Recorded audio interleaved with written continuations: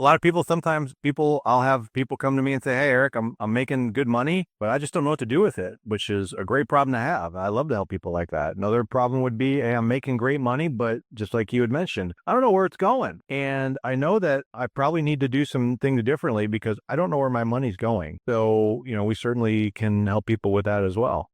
So it really there's the spectrum when it comes to that. But I think when someone is in need of change is typically when they will seek out someone like me to help them. It's amazing too. They're not only able to put money away, but they pay you guys too. Because I know your service isn't free, of course. So it's really a testament.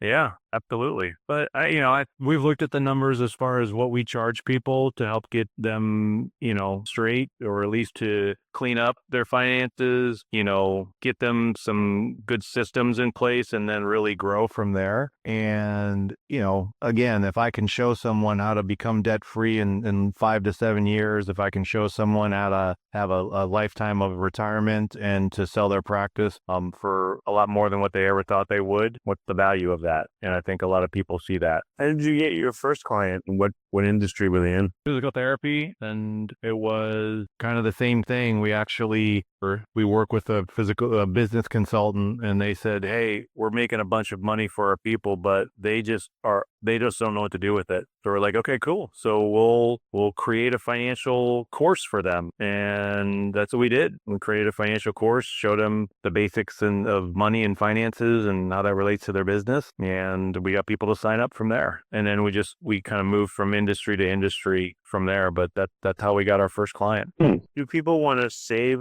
money, or do they want to grow and the saving comes along with it? Well, look, I mean, I'm not under the the either or kind of scenario, which I think a lot of people that are on a fixed wage are. I can only do this or I can only do that.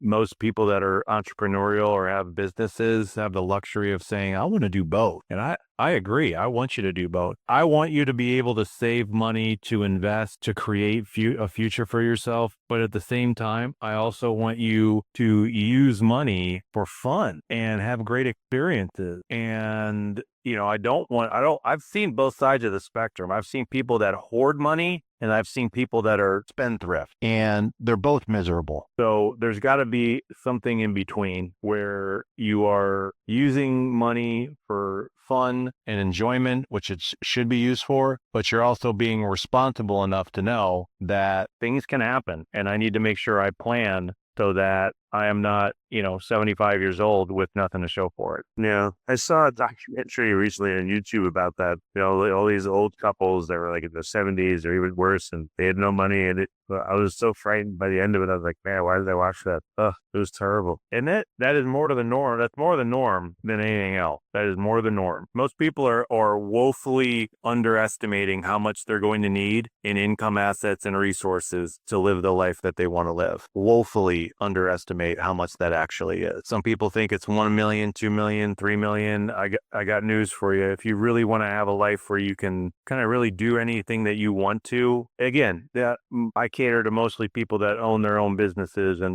the healthcare industry, but we really have a target of like $4 to $5 million of total asset is what you're going to need, right? Not just in retirement accounts, but real estate, value of your businesses, and all of your other investments. That should probably be a good first target for people. Is that assuming that the whole thing earns like 4% interest?